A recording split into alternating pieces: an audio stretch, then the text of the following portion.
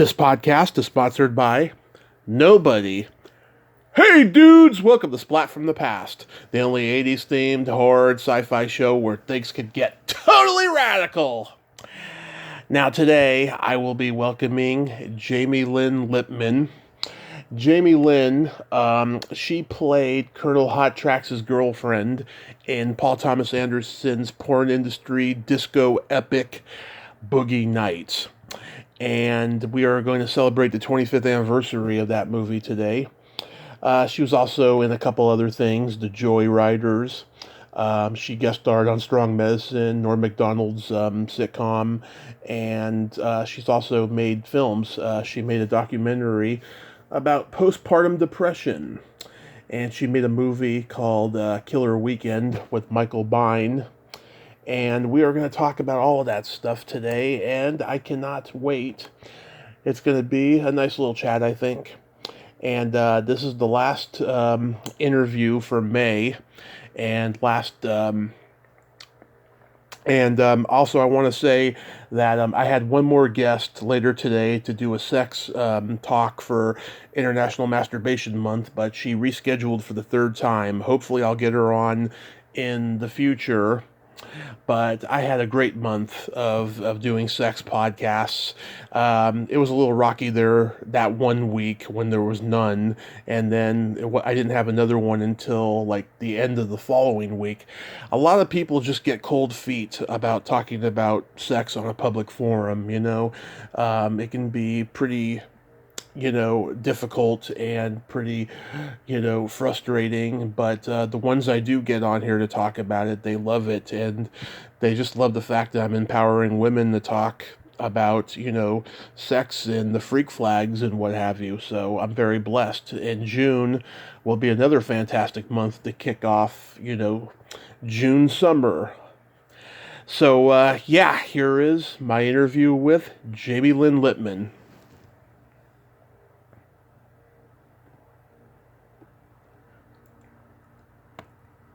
Hello. Hey, Jamielyn, welcome to the show. How are you today? I'm good. How are you? I am just fantastic. This is such a great honor. Thank you for taking the time today. Oh, gosh. Thank you so much for having me. My pleasure. So, going back in time, I was reading that you started in local theater and doing commercials when you were 7. Yep. Yeah. Did you start with, like, school plays and then it just progressed that way? Well, I grew up not too far from LA, only about 20 minutes away. So I have 4 siblings, and we were all at, a McDonald's or something in LA. And there was an agent that came up to my mom and approached her about us getting into commercials. And so then she, didn't know much about it, but just, got together some pictures. And so we all kind of spent our days coming down to LA. And back then there was no cell phones or anything like that. And so we just got in the car and hours with all the traffic and just kind of trucking across town, going on auditions. And my older sister was the one that was actually she worked a ton. And then it was always just we only did that for a few years. I think it was really difficult to get to and from LA all the time. Yeah. Just being that we lived in Valencia. Mm-hmm. And so once I got a little bit older, I started to, dabble in it more in high school theater and stuff like that. And then my mom had said, just wait till you graduate high school. Just wait till you graduate high school. And I did. And I moved out like the second I graduated to LA. Wow. I can't imagine the traffic being that insane back then. Just the distance of like the timing when they would have auditions would be after school. You know what I mean? So we would get out of school and then just drive down to LA. So, but yeah, it was always just kind of in me, and for me more so, which is, very natural that I transitioned into filmmaking. But I've just been in love with everything about film since as early as I can remember. I mean, my dad was really big into movies, and he still is, and we would go at least once a week, and we would see whatever he was seeing. And it was my favorite place to be, and still is, inside a theater. What are your favorite movies of all time? Well, I'm a huge, huge Kubrick fan. Yeah. Like tattooed on my wrist. Same with Cassavetes. So I got my top 10 list. I like Tarantino and Antonioni and Yeah, so Barry Lyndon would be one. Reservoir Dogs, Belle de Jour. It's pretty eclectic. Yeah, same here. Back to the Future is my favorite movie of all time. Oh, great one. Yeah, really great one. Yeah. What did you endorse in commercials? I did a Nestle Toll House Squares commercial and Parquet Butter. Nestle and Parquet Butter. Yep. Wow. So was it musical theater you were doing? No, I can't. I still can't. I can't really sing. Just plays local in my high school mostly. I just really enjoyed more than anything in high school being in that room. Just working on scenes with other actors, and it was kind of interesting because it wasn't really a place where I fit in. I was really into like being cool and all that, and that wasn't the cool place to be, but I loved it, and it actually really made me kind of have a better grasp and understanding of just liking people for people. So I think it really helped evolve me as a person as well, so I'm thankful for that period of time. It helped you be a people person and work well with others. Yeah, I think it just made me not judge someone based on like who they hang out with and how they dress, and because that was like a big part of my high school was very cliquey, and we were into being popular, and like that's not something that you would be into because I was in the cool crowd or whatever you want to call it. But I really connected and really liked the fact that all the people in theater were just themselves. They weren't trying so hard to impress everyone; they were just being them, and I think that was a really good thing for me. Yeah, I went through the same thing. My high school was full of rich kids, and I tried to conform, and I wasn't accepted. And I look back now, I'm like, I'm glad I made them uncomfortable. you know. So after high school, you moved to LA from Valencia. Yeah, so it's just about 20 minutes. I actually had met someone. We would come down to Melrose all the time and go shopping, and I met someone outside an extras casting agency, and she was like trying to sign us up to be extras, and I was like, okay, and then we became friends, and she had an apartment and no car, and I had a car, and I didn't have a place to live yet, hadn't moved to LA yet, and so we just kind of we hit it off and became friends, and I moved in with her and her boyfriend, and I had the car and they had the apartment, so that's kind of how I started. I dabbled a little bit in high school of like coming out to LA, but and I got like a coach. I was coaching with like Billy Jacoby. He was like on a TV series. Really? Really big deal. Yeah, it was like, for me, I was like, whoa, I'm driving the Laurel Canyon in my convertible, my Rabbit convertible. But yeah, I ultimately moved literally right out of high school. So yeah, Billy Jacoby, he played Buddy in Just One of the Guys. He was so great in that. Yep. Yeah, he was a great guy. I've known his brother for a really long time as well in LA, and kind of reconnected with him when I came back here out of high school as well. Yeah, I've tried getting him on here, but I heard he's really focused on his music nowadays. Oh, very cool. Yeah. But so back then you were Jamielyn Gamboa? Yeah, that was my name growing up, and then I changed it to Kane because I had an agent at one point that was like the last name, because it was like my dad's. He changed it. It was his stepdad's name, and he legally changed it to be Gamboa, and it's a Portuguese last name. And back then, nothing about me looks Portuguese or anything other than completely Caucasian. But they would get questions like, oh, what ethnicity is she because of the last name? So they're like, you should think of a name like that you can, like a stage name. And I love Citizen Kane so much. And I love everything, so much about Orson Welles. And I think his desire to do so many different parts of the industry. And so that's where I got Kane from. And it had a ring to it for me. And it also had meaning. That was the most important. So I had changed it and always went by that as an actor. So are you Italian? No, I'm French, Irish, English, Dutch. It's like a European nut, basically. Okay. Yeah, because Gamboa sounds Italian to me, and I'm half Italian, so Okay. I kind of always have like an acute sense for who's Italian. So how do you get cast in Boogie Nights? So, Boogie Nights happened. Funny enough, I remember I had an agent at the time. I mean, I hadn't been here very long. And I remember, two interesting things about it. One, I used to hang out at this coffee shop called Melvin's on Melrose. And it was owned by, last name is Melvin. He was is it No Effects? I think the punk band. And it was the coolest. I mean, I spent every day there, like writing, smoking cigarettes, drinking cappuccinos. That was my nightly, daily hang. And it was just a bunch of like couches, and there hasn't been a coffee shop like this since then. This was the 90s. And with one of my girlfriends who was a really big, we were both super into movies. And we knew who Paul Thomas Anderson was because of Hard Eight. Mm-hmm. And I've always been a cinephile and super into film since I was like a little kid. Yeah. And so he was sitting next to us with Heather Graham. And we were sitting on the couch across from them. And we heard him talking to her about this movie, Boogie Nights, and she was going to, have to, I guess she was talking about, I'm pretty sure he taught her to smoke, or she lit up a cigarette.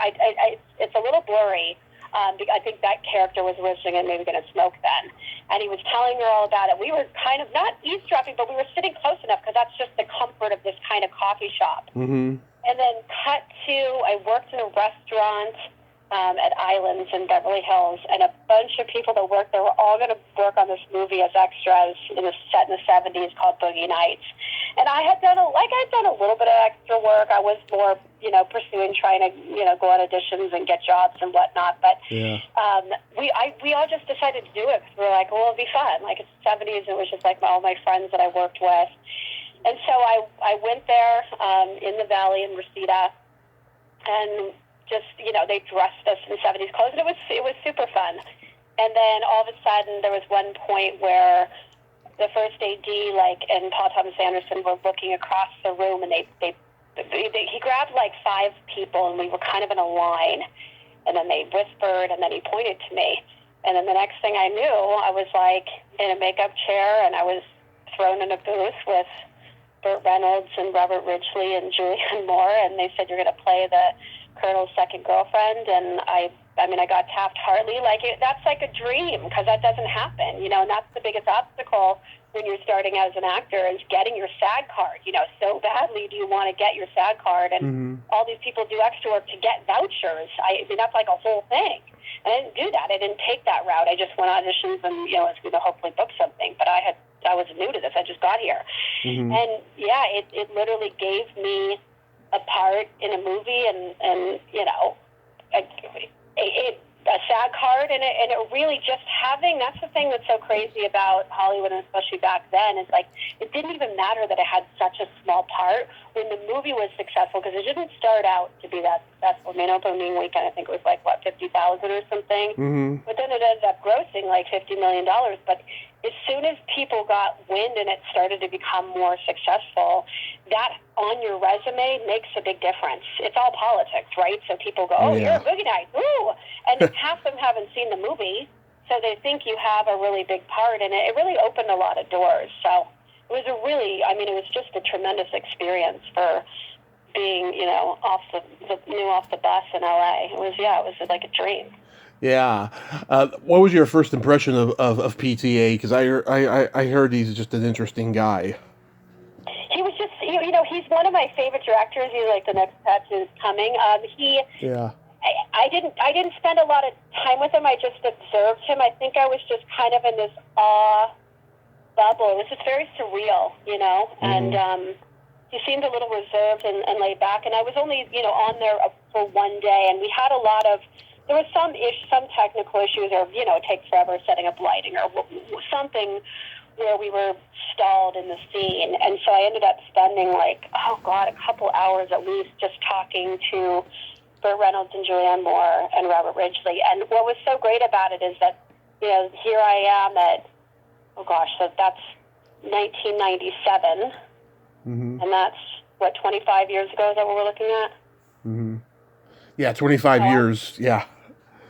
Yeah, so I'm like all of, 21, and it was really interesting because they were just telling me stories about what it was like for them at their age, at my age, living in LA and moving here. And Burt Reynolds was saying how he lived in like a broom closet, and I was like, oh my gosh, I live literally in a broom closet. I like live in this guest bedroom, so to speak, of these people that I get free rent from, and I take their kids to school. Like that was really, really neat to be with people that are so seasoned and to hear their stories. And Burt Reynolds was just so funny and lovely. And it was quite a day. Yeah, I've heard Paul say, he's addressed, Burt Reynolds' dislike for the movie. He said that. Burt was so used to working with his friends and people he was comfortable with that when he came onto this set, he didn't know anybody, and so he was kind of standoffish to a lot of the people there. Did you witness that? Would you say that was a fair assessment? No, not at all. I mean, he told me stories. He told me stories of just many years ago and was like inspiring and fun and funny and so engaging. I mean, we sat around the booth and talked for like 3 hours. Wow. I had a totally opposite. It was so great, and it's still like one of my. I mean, I think it's such a terrific film. I see it a lot at anytime it plays on the big screen, or like I'll go to be at the cemetery when they do the screenings, and every couple years they'll kind of put that on the bill, and it's so fun to revisit. Yeah, it's smart. It's so realistic too. I mean, that's the thing. It's like this dry sense of humor, but it really, these characters are so rich and so authentic, and it's such a fun but also extremely well done film. All the iconic porn stars I've talked to, they've all told me the movie is dead on accurate. He really did his research, and he really embodied not just the 70s era, but just all era of porn. That's basically, what was going on in the industry at that time and stuff. I mean, even though the recurring theme of all of Paul's movies is, family, it really was like a family in the porn industry. Everybody knew each other, the actors, the filmmakers, and they all hung out and stuff. It was just pretty dead on. Yeah, no, I think he did a terrific job as always. How long were you there for? Just a day, just one day. Just that one day. What are your memories of everyone else you got to see? I just loved being in that era, and I loved the kind of seedy underbelly of parts of the world that we drive through. Like, my grandma didn't live too far down the street, and when you drive by and see just, chain stores and things like that, and then just seeing a building in like the Hot Traxx Club and not knowing what's on the other side, because all that was so, vivid, and just being on that type of set, and Mark Wahlberg, like I knew that this was something that was unique and special. So I was just there at the Hot Traxx Club at like different parts of it through the day, but. Yeah, it was just, it was a dream, unheard of experience, because although people have their stories of like, being given a part, it's like you hear about it, but it doesn't really happen, and it really happened by people who were just so wonderful and made it such a good experience for me. And at the time, it was kind of an oxymoron to put Mark Wahlberg in a movie like this, because he was such an iconic pop star as Marky Mark that he really had to prove himself, as an actor. Well, I think he did. Was it the Basketball Diaries? I think he did slightly before that, and there was a handful of small films that most people didn't see that I think really showed what he could do. And I feel like someone like Paul Thomas Anderson, being that he's very savvy in film, has probably saw a lot of things that showed what he can do. Mm-hmm. Did you happen to do any research of that period and or anything like that before filming? No, because it happened the day of. You know, I was only there that day, and I didn't expect that. It was more just like going down for fun. And I mean, what did you get? $60 a day for being an extra, $80 a day, or something like that. It was more just because my friends were doing it, and it was like, oh, why not? That sounds fun. We'll just go dress up in 70s clothes and go be extras for the day because we're just going to all hang out together. I don't even know how they came upon, getting cast even as extras. I don't recall how that all happened. I just decided, sure, I'm not working the next couple days. Let's do that. That'll be fun. Mm-hmm. Did Paul ask you to be in any of his other movies? No, I wasn't in any other of them. There was a casting director, I think, who did this one, even though I wasn't cast by her. And I know I was put up for something for another one. I'm not, or like that he would, consider, because I think he's really generous like that. And one thing that he had asked is, when they asked my name, he's like, "Oh, let's use that in the movie." So it's like kind of neat because they used my real name as my character name. Yeah. I mean, I like Magnolia, even though it's overlong, I just like how he put a lot of his autobiographical elements in it. They were so deeply personal, like with the death of his father, Jason Robards, on his deathbed and stuff. I like that a lot. Punch Drunk Love, at the time, I didn't like it. I'm sure if I watched it now, I would like it. I was so in the comfort zone seeing Adam Sandler be funny, that I just didn't connect to that film. And There'll Be Blood and The Master are great. That's a masterpiece. Like, I've seen that probably at least 50 times. It's on my top 10. Like, it's just... and then Phantom Thread, like, I just watched it again not too long ago, and I'm just like, God, this movie is just unbelievably good. I haven't seen Black Licorice yet, but I've been hearing a lot of great reviews about it. Yeah, I think it's more in the vein of a Boogie Nights. It's not. Not my. I mean, people love it. It's not my favorite, but there's still elements that are really terrific. That's good. Yeah, I'll be looking forward to seeing that one. When people went to go see Boogie Nights, I don't think anyone expected that ending with Dirk pulling out his penis in front of the mirror. When you saw that, what was your reaction?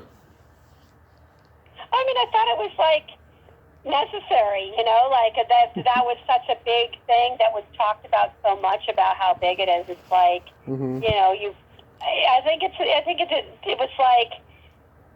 Yeah, there's part of it that's shocking, but there's part of it that's also, like, realistic, and there's part of it, like, we are in the porn industry in this film.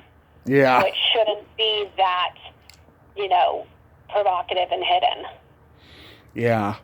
I think maybe they could have gotten a stunt penis or something and make it look really real. I don't know. To me, it looked like just a bad prosthetic penis. Yeah, I see that, but yeah, it's really great. And I think experiences like that when you're I primary, I don't act anymore. I'm a director, and I think that's the thing for me is when you are an actor, it's so hard to get a break or an opportunity, no matter how good you are, because it's a business at the end of the day. And it's one reason I loved being an actor is because I have such an affinity for actors. So now whenever I cast them or they have, small roles or a few lines, I always try to make it really count so they can stay in the film and they have something to work with and they have tape because I know how important it is, to help elevate them.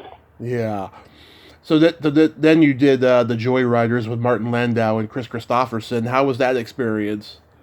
Oh, it was so fun. It was, that was, how did that work out? I think Molly Finn had cast that. And she was casting also 8mm at the same time. And I was up for a part in that. And then I actually auditioned for a bigger part in the Joyriders and then was given like a small part, but just super excited to be in it. I mean, it was the first time I ever went to a table read and I was kind of part of a project. I only worked on that for one day as well. But there was something about that when you get cast in something and it's a smaller, but adequate size film, and you get to meet everyone in the beginning, and you're kind of part of that whole process was really neat. And Sean Hattasey, I met him, and I just still think to this day that's the most underrated. I mean, one day that kid, the right role, and he'll win an Oscar. He's just so unbelievably talented. Yeah, and I had known. Oh yeah, that's right. Elizabeth Moss was in that, right? Wow. Yeah. It's all coming back to me. I went to the same high. Oh, go ahead. Oh no, sorry. Go ahead. I went to the same high school as Chris Christopherson. Oh, very cool. Oh, that's awesome. San Mateo High. A lot of famous people went there. Merv Griffin, Dennis Haysbert, who was actually in my mom's class, went there. Alicia Silverstone. Yeah, San Mateo High is legendary. Barry Bostwick went there. I met him, and I told him, I never got to beat Burlingame, our rival, in football. And he said, "Tommy, you are a big disappointment."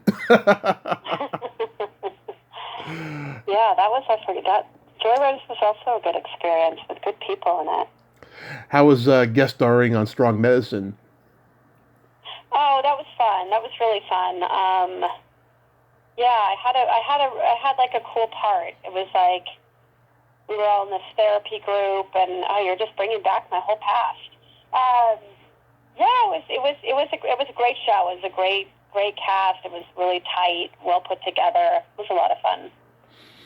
And recently we lost Norm Macdonald, and you were on his short-lived sitcom, Norm. Yeah, he was terrific, absolutely terrific. And I made lifelong friends from that, like Nicole Bilderback. You know who she is? She's been like Bring It On and Clueless and a million things. Yeah, it was really great. We were these juvenile delinquents that they were doing like charity work, and they were going to go visit these bad, teenage girls.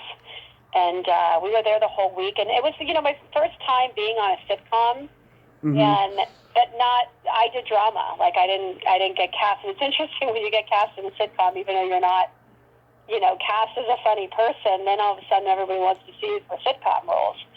But the way, the schedule, the way that live television like that works, it's really quite a unique experience to experience. Because you're there every day, and every day you get a new script on your door, and you are literally part of the process for the entire week until your show night. And it was really exciting and so much fun. We laughed so hard, and all of them. It was Rory Metcalf and she's great.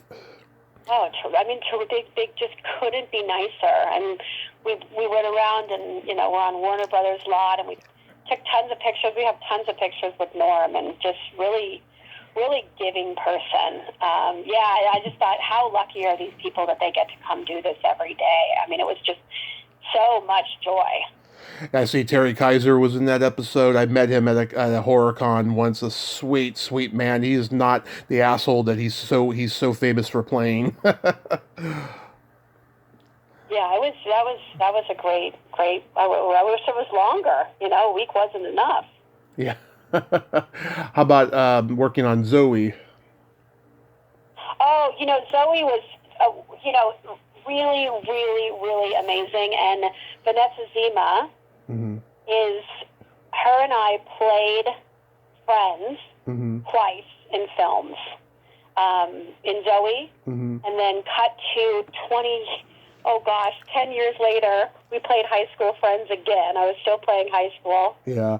This time in a movie called The Absent, where we went to Winthrop, Washington. And we and her sisters, Madeline and Yvonne, and all of us were all friends, and they were up there. And then I ended up casting her as a lead in a movie. And so we've had this, I don't even know, 30-year relationship. I mean, a 20-year relationship we've had. With being in films together. She's just terrific. Now, obviously, you are passionate about film. Is that what made you want to get behind the camera, and you got tired of auditioning for acting parts and stuff? Yeah, for me with acting, and I feel quite good at it, and I had some good wins, and I would get close to a lot of big things that could be career changing. I think that the things, and I simultaneously went to film school and was writing scripts and making short films, so it was all, I was doing both, because one you could actually do. I could pick up and write. I could go make a short film. Like, these things were tangible. Acting, you're so dependent on everybody else and getting a job, and it's such a business. Mm-hmm. But I have, studied film, and for so long, it's such an important part of my life. And when I would get a part, I cared. I'd sit with crew people, and I'd stand behind the camera, and I was always drawn to everything else about the film. Mm-hmm. And I cared so much. Like, when I would go, and I know I shot myself on the foot many times for this, but when I would go audition for things, and they would ask me what I think script, and sometimes I'd end up telling them how I would fix it, or what I love. Never insulting, but highlight what I love. But then I'd end up in a conversation that I didn't even plan to have about dissecting the script, and it's like, oh gosh, that was a terrible idea. But I cared so much about the film. And I was always looking at why something didn't work in film and not just my part. And as much as I loved acting, I just felt like I was born to make movies. It makes so much more sense for me. And I love it, because I care about every aspect of it. So. Mm-hmm. You first made a documentary about postpartum depression. Was that something that was autobiographical to you? No, not even in the least bit. It was okay, so I made this documentary about actors called Die Trying. Mm-hmm. And when I interviewed this woman who was an actress, and she was in a lot of Brett Ratner movies, mm-hmm. and I had just recently had a baby, and she said, I just had a baby not too long ago, and I had really bad postpartum depression, and there should be a documentary about that. And I didn't have an ounce of it. I didn't even know anything about it. And, my baby was, was she I don't know, 8 months old at the time, but no, I had a really different experience. But she said, would that be something you were interested in doing with me? And we just started talking about it. And I think when I started reading about it and really reading about what it really was, and not just the extreme of the psychosis that we see in the news, but that at the time, I think 1 in 7 women were getting some form of this. And I'm like, wow, that means of all the people that I know that have babies, how many of them had this and are not talking about it? And when Tanya told me her story, it was this journey that I never planned to take a part of. Mm-hmm. But once I started, there was no turning back. It became more of a cause and a mission to help people. And then it consumed my life. It was really, really hard to make, because we had no money, and it was also very hard subject. I'm meeting with women that have, killed their babies. It was very hard to sleep, and it was very hard, but it felt too important because people were dying. And mothers and babies and suicide and infanticide and the whole thing. And I got a crash course education in every aspect of this. And for, a lot of years it became my life, but then it just became a thing that I have no choice. I have to finish this. And unfortunately, I did. And, we sold it to Netflix, and we got Brooke Shields to narrate it. And still to this day, it was 2017 it came out, I guess. Mm-hmm. I'm not a part of the active part of it, the cause, even it's become my cause. Yeah. But even today, it ended up being 100 countries, and we still get women every day that write us and say, this saved my life, this saved my life. And so it feels so, I'm just a small part of it, but I'm so thankful that I made it, because it really, it's a tool for people, to save lives, and that's so much bigger than me. Yeah, that it seems like it explores the darker side of postpartum depression, and that women do those horrible things because they don't think that they have any other option. Well, they're out of their mind. They don't know what they're doing, and that's the thing, is that just all these things could have been there's so much stigma around it, and that's the biggest thing, is people are too ashamed to speak about not being like everybody else. And it starts really small, and sometimes it escalates,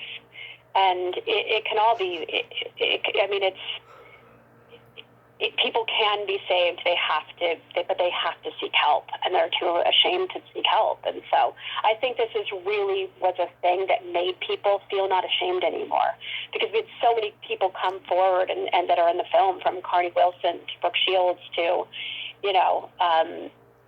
that normalized it, because it's normal. If it's affecting that many people, it is normal.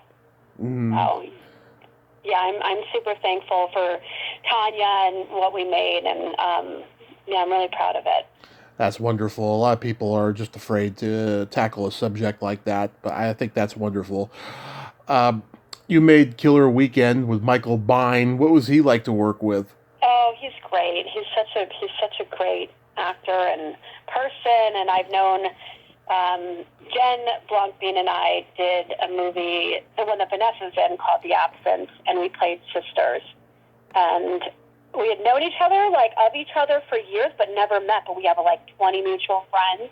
Mm-hmm. And then she had said at one point, "You should come make a movie for us." And they were making these micro-budget movies, and it was the next thing they were going to make. And I read it and thought, well, this will be fun. Just a little thriller. Sorry.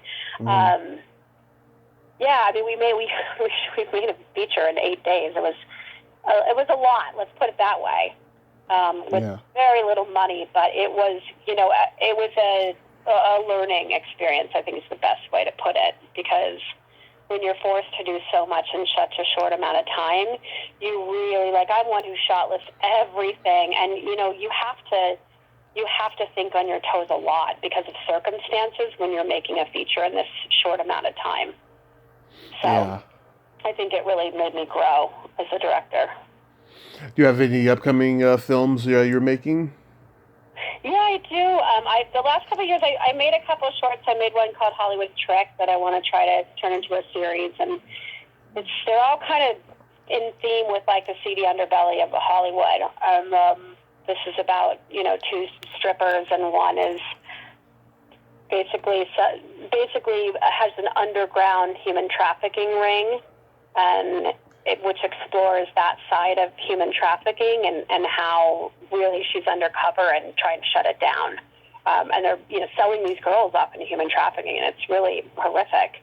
Mm-hmm. And then I made the Blonde Bombshell, which is it's the last 24 hours of Marilyn Monroe's life, and we explore it. It's the whole theory of how the Kennedys had killed her.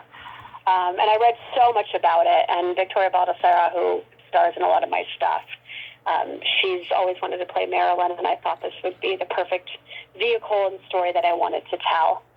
And then currently I'm adapting a novel. It's called Mating in Captivity, and it's an artist commune that was started in the 70s, and it really was kind of an underground sex cult. It's fascinating, and a friend of mine was actually in it in the 90s, and so she turned me on to the author, someone that wrote a book about it, and so I'm currently adapting that and to make into a feature. Wow, you are fearless. You are just tackling all these controversial subjects. I love that. I love it. It's it's interesting. It's I get turned on to. I think it's I meet people and they have these really fascinating real life stories. I made 3 years in Pakistan, which was about Eric Ade spending 3 years in a Pakistani prison, and we made it as a documentary, and we're developing it as a feature. And it's, they're tough subjects, but they're real subjects, and I feel like I meet these people for a reason, to tell their stories. And I think we all have a fascination with cults and why people get into them and what makes one a cult. And that's kind of when I read this book, Mating in Captivity. I couldn't put it down, and so I was like, I have to make this.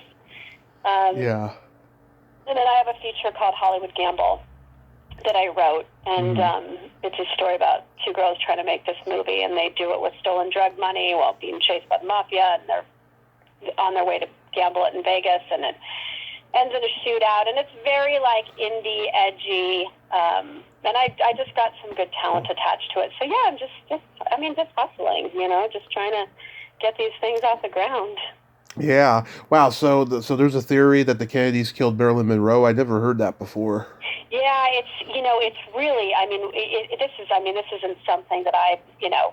It's in multiple documentaries and Vanity Fair, and I really spent a lot of time going through all the details and reading all the transcripts and really kind of it's complex, so it's a little probably too much to explain now, but basically she had found out Marilyn was really close to the Kennedys and had found out a lot of information and was sharing this information about the Bay of Pigs and Jimmy Hoffa and just things that she should not know in politics, and so they had to shut it down. And she wrote all this stuff in her diary, and she wanted to out them because, you know, basically she was cut off from her affair. It's really eye-opening. But when you really investigate it, I mean, the theory to me is completely probable. So in the film, we give you both scenarios of her death. We give you the overdose scenario, which is what was reported, and then we give you this other, we do it in two scenes, and we give you one is quick, and the other is a whole drawn-out version of this you know, theory, which I believe to be true. Wow. This is a documentary, not a film? No, this is a feature. No, I'm sorry, this is a short. It's a narrative. Oh, okay. Yeah, everything else is all narrative features. I see. Okay, the Blonde Bombshell, right? Yeah, the Blonde Bombshell. Yeah, so everything else, like there's a lot of documentaries that I want to make. They're really hard to make. Just emotionally, and you know, I have this documentary that we put together. It's called Why We Kill Guns in America, and we did all this research on the school shootings way back when, and you know, it's something I think now would be the time to really kind of put it out there. But you think? this is I mean, but it's you know, we just developed it. We had somebody that gave us money to develop it, and it's just really tough stuff. It's really hard on you emotionally, and I'm really good about separating, and you know, as far as a documentarian, I can be very relatable to people, and I know how to hold my emotions, but still be compassionate. But it's tough. I mean, I like features. I like composing shots and directing actors. So I feel like I'll always make features and then do documentaries, you know, on the side here and there. Very cool. So I'm going to test your fearlessness. We're going to play my secret silly game. This is a series of silly slumber party questions. No win or lose, just pure fun. And how the game works is I ask you the question, you answer it, and then you ask me that exact same question, and I answer it. And feel free to comment on the answers. Okay, gotcha. Okay, Jamielyn, are you ticklish? Slightly. Are you ticklish? Oh, yes. I mean, I like being tickled if it's planned, but if you tickle me without warning, I'll hit you in the groin. Okay, gotcha. Reflex, yeah. What's your favorite part of the body? And it can be anything. Eyes. Eyes, that's a popular one. What's yours? The belly button. What color are your toenails painted? Right now, they're currently like a pastel blue. Nice. Very, very spring color. Easter egg. Yep, exactly. What color are yours? Right now, they're not painted, but last time they were purple with sparkles. I like to go bright. Nice. I like to go bright colors. Yeah. Okay. Lavender. What would you say is your best personality trait? Loyalty. Loyalty. You seem like a loyal person. Thank you. Thank you. That's the most important one, I think, and honesty. What about you? I have empathy, and I have no filter. Those are good. Those are good. Yeah, good counterbalance. And then my favorite question, is there a stinky smell that just makes you gag? Oh, God, I'm sure. I'm trying to think what it is. Yeah, probably, I mean, vomit of any kind, yeah. Oh, that's bad. Yeah.